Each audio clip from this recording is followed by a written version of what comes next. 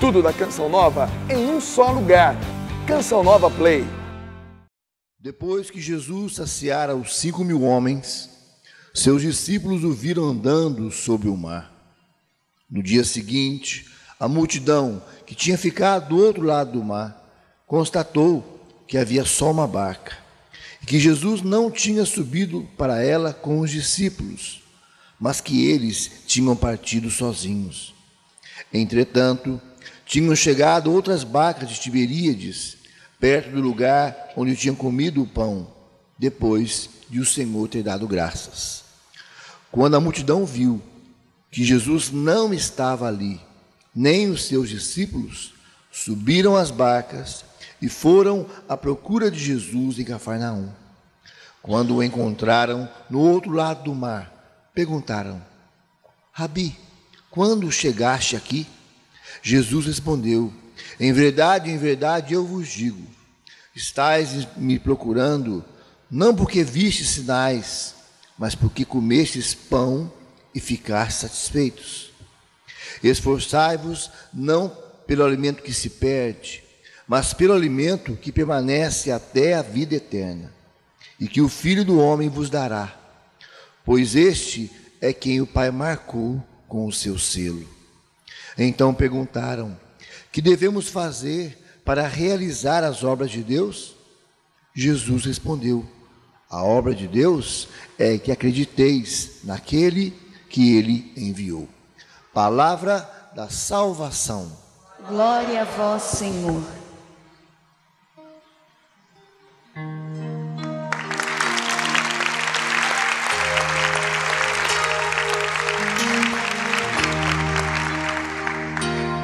Feliz que na lei do Senhor Deus vai progredindo.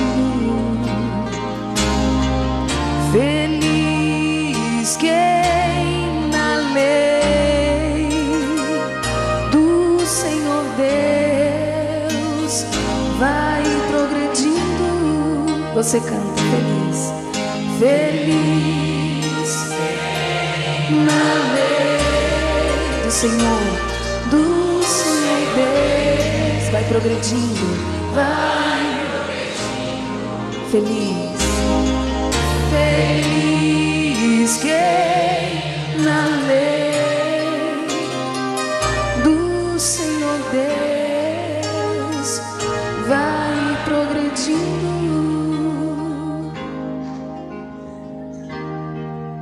E este refrão do Salmo vai dar a direção para toda a nossa pregação.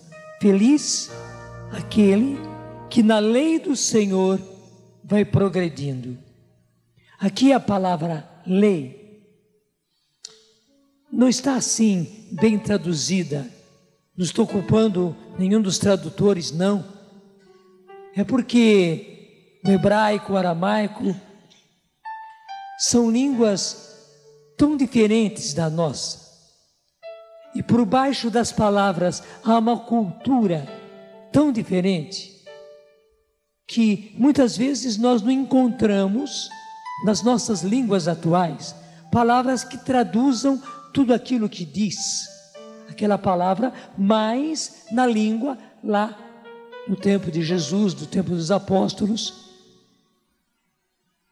Embora os evangelhos foram escritos em grego, mas eles eram escritos com a mentalidade daqueles que eram judeus, que portanto tinham na mente as palavras e a cultura própria deles. E uma delas é essa palavra lei. Quando nós pensamos em lei, aliás, quando vemos aí escrito lei, logo pensamos em leis, em mandamentos, em ordens. Só que não é isso, é muito mais do que isso, é muito mais amplo. A palavra lei no hebraico é Torá. Torá, para eles, era a palavra de Deus todinha, que é todo um modo de vida que Deus nos dá para viver. ela tem também ordens, ela tem também mandamentos, mas você vai convir comigo que a maior parte da Bíblia não é questão de leis, de mandamentos. A Bíblia tem muito mais. Eu podia dizer, ela nos mostra o modo de vida que Deus quer que nós vivamos. Já o Antigo Testamento, mas principalmente o Novo Testamento. Por um lado, os Evangelhos, que é a base, e segundo as cartas dos apóstolos, que vêm mostrar aqueles cristãos daquele momento, naquela época, o como é que deviam viver, o como deviam viver o Evangelho que eles tinham recebido da boca dos apóstolos. Então, o que diz aqui, feliz é aquele que na Torá, isto é, na palavra, no modo de vida, do jeito de viver do Senhor, Deus vai progredindo. Gente, primeiro nós precisamos conhecer o modo de vida que Deus quer para nós. Como eu disse, está todo ele expresso na Bíblia. Segundo, conhecendo, nós assumirmos e querermos viver desta maneira. E a grande tristeza é que justamente nos tempos de hoje nós estamos caminhando, quer dizer, o mundo está caminhando ao oposto da lei de Deus, da Torá, do modo de vida de Deus. Só uma demonstração. O domingo é o dia sagrado. Até a palavra domingo vem de dominicus, que quer dizer do Senhor. É o dia do Senhor, próprio dele, para nós nos dedicarmos a ele. E você tem visto o que tem sido o domingo. E como grande parte das pessoas, especialmente os jovens, já no sábado à noite, deixa eu dizer, já profanam o dia do Senhor. Porque o modo deles se prepararem para o domingo, nós estamos vendo o que tem sido. E o mais ainda, a coisa veio vindo para trás. Sexta-feira à noite é a mesma coisa. Como é que as pessoas chegam ao domingo? Da maneira totalmente oposta àquilo que Deus quer, do jeito que Deus quer, do modo que Deus quer que nós vivamos. E agora começa também a colocar a quarta-feira, né? E já começaram a bebedeira desde quarta-feira. A gente fica se perguntando para onde está caminhando o mundo no qual nós estamos vivendo. Meus irmãos, com toda a franqueza, já é tempo de nós estarmos pedindo: vinde, Senhor Jesus. E é preciso que o Senhor venha, até mesmo para que mais gente não venha a se perder. Claro, nós estamos, e graças a Deus, estamos ainda no tempo da misericórdia, e nós queremos que o Senhor alongue o mais que Ele puder o tempo da misericórdia. Olha que faz tempo que nós estamos vivendo no tempo da misericórdia. Nós mesmos somos consequência desse tempo da misericórdia, em que o Senhor está abrindo as comportas do céu e derramando graças e derramando perdão e abrindo justamente o coração para receber-nos de volta, seja qual for o estado em que nós estamos. O Senhor não está fazendo diferença de pessoas, pelo contrário, nós podemos dizer, os mais perdidos, os mais afastados, que são os mais queridos do Senhor. Querido no sentido de que Ele os quer de volta. Ele está de braços abertos e de coração aberto para recebê-los. Mas o mundo está caminhando para uma situação tal que nós cristãos, nós que lutamos, não é que nós somos melhores do que os outros. Não, não somos. É que eles não tiveram as oportunidades que nós tivemos. Eles não tiveram as graças que nós tivemos. Veja, quanta graça de Deus, quanta bênção de Deus nós tivemos para sermos o que somos.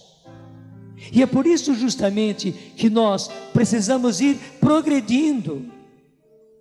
Infelizmente o que nós fazemos é justamente o contrário.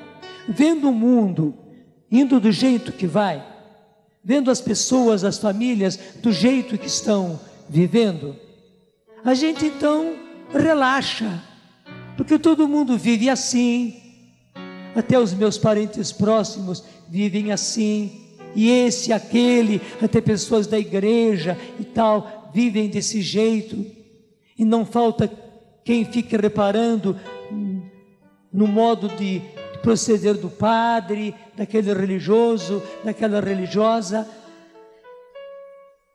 e começamos a relaxar, ao contrário justamente de progredir.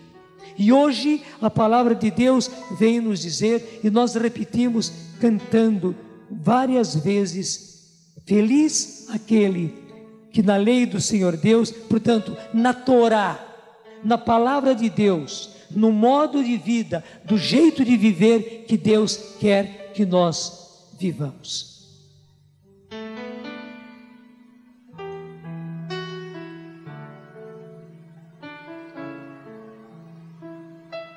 E nós não podemos relaxar, nós não podemos afrouxar. Pelo contrário, a nossa vida cristã é uma luta. Nós estamos continuamente marchando contra a corrente. Estamos remando contra a corrente. Imagine alguém que está pescando, e para poder pescar, porque os peixes estão lá em cima, ele é obrigado a remar contra a correnteza. Na hora que ele soltou os remos, já está voltando, já está indo para trás. Por quê? Porque ele está indo contra a correnteza. A correnteza daquele rio está empurrando a barca para esse outro lado. E deixa eu dizer, o mundo está nos empurrando para esse lado. O jeito das pessoas viver está nos levando para esse lado. É por isso que nós precisamos continuamente estarmos remando contra a correnteza, contra a correnteza, contra a correnteza. Eu sei que é duro, mas é o jeito justamente que Deus quer que nós vivamos. E para dizer a verdade, meus irmãos, não é que nós então queiramos sofrer, ficar lutando, os outros são felizes, não, é justamente ao contrário. Mesmo nós que tivemos a graça de uma conversão, nós sabemos o que é que nós vivíamos antes de conhecermos verdadeiramente o Senhor, antes de nos entregarmos ao Senhor, antes de darmos a nossa vida a Ele.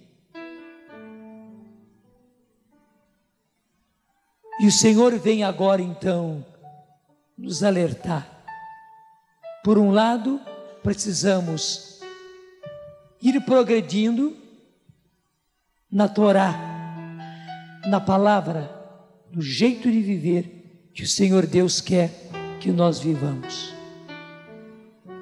E por outro lado, nós temos que remar ao contrário do jeito que o mundo vive. O mundo nos leva para baixo, é tudo mais fácil, mas na verdade não leva à felicidade. Nós não deixamos de sofrer, nós não deixamos de ter lutas, de ter problemas, mas que diferença, meu Deus, que diferença. É por isso também, porque o mundo está do jeito que está. E nós até mesmo como que vivemos torporizados pela mentalidade, pelo jeito de ser do mundo, que nós precisamos pedir: vinde, Senhor Jesus, vinde para dar um jeito nessa situação, porque o Senhor prometeu vir separar o joio do trigo. É bonito aquela parábola, que parece uma parábola inocente do joio e do trigo. Meus irmãos, é muito séria. Inclusive quando o Senhor contou, e os apóstolos não entenderam, quando Ele deu a explicação, Ele disse que justamente o momento de os anjos virem e primeiro arrancar o joio, e a primeira coisa que eles vão fazer é jogá-lo ao fogo, e depois colher o trigo. O próprio Senhor explica que isso vai acontecer no final dos tempos. Que você bem sabe que não é o final que vai acabar tudo, que vai explodir tudo. Não, é quando o Senhor vai separar o mal do bem. É quando o Senhor vai separar o joio do trigo. Primeiro, nós não podemos ser joio. Segundo, nós, embora sendo trigo, mas estamos debaixo do joio, porque o joio cresce facilmente, ele não produz grãos. Então nós estamos como que sufocados pelo joio que nos rodeia por todos os lados, e até parece que não tem mais trigo, porque a gente vê joio de todos os lados. Mas não, meus irmãos, há muito trigo, e muito trigo melhor do que nós, só que está debaixo do joio. Nós precisamos pedir: vinde, Senhor Jesus, para que esta separação do joio do trigo aconteça o mais depressa possível, porque esse mundo está se tornando como um mundo inabitável. Por quê? Porque está indo justamente contra, agora deixa eu usar a palavra, toda a lei do Senhor. Só que você entende que lei não é simplesmente mandamento. Lei é muito mais. É o modo de vida que Deus nos deu para sermos verdadeiramente felizes agora e na eternidade. E você viu o Evangelho. Ele é a sequência daquilo em que Jesus, vendo a multidão, acaba multiplicando os pães. Daí o povo se entusiasma tanto, vendo o que Jesus fez com 5 pães e 2 peixes daquele menino.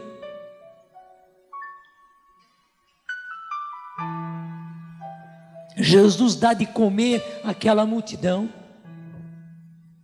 e daí já começa aqueles grupinhos. Se esse homem multiplica pães e peixes dessa maneira, ele vai sustentar um exército. Ele é o Messias, ele é aquele que veio, é ele que vai agora então virar a mesa, é aquele que vai nos tirar debaixo do jugo dos romanos, que vai exterminar, afastar os romanos e vai dar a vitória a nós, judeus. E já queriam proclamar Jesus rei. Jesus percebe isso, e como ele percebeu que os apóstolos estavam no meio dessa multidão entusiasmada, eles também queriam que Jesus fosse proclamado rei.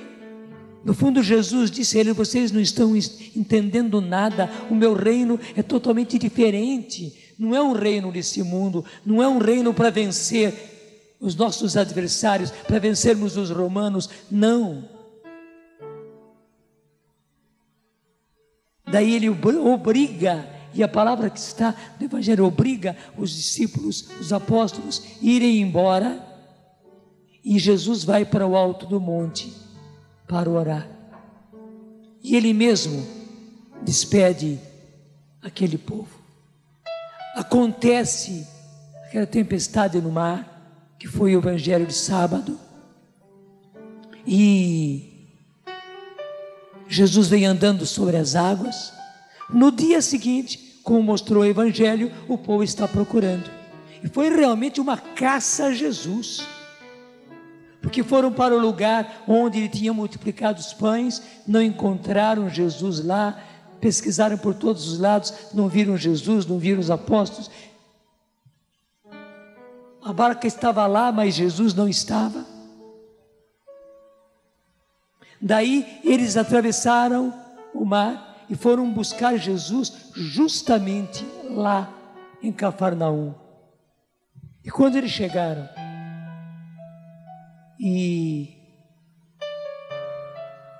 disseram para Jesus: Rabi, quando chegaste aqui, Jesus nem quis saber demonstrar como chegou, como não chegou. Ele foi direto: é verdade, eu vos digo, estais me procurando, não porque vistes sinais, mas porque comestes pão e ficastes satisfeitos.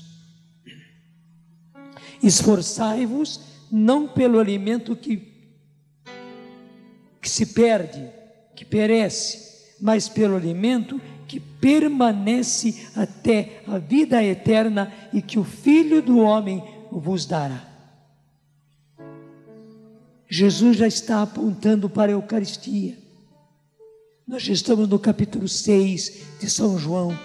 Nós veremos na sequência que vamos logo entrar diretamente no que Jesus já falou a partir desse acontecimento a respeito da sua presença no pão, no vinho, aliás, da transformação do pão e do vinho no seu corpo e no seu sangue.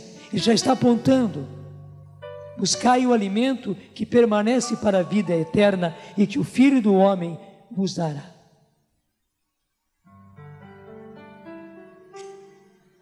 Daí o povo perguntou: que devemos fazer para realizar as obras de Deus? Jesus é claro com eles também: a obra de Deus é que acrediteis naquele que Ele enviou. Em outras palavras, Jesus está dizendo que vocês acreditem em mim.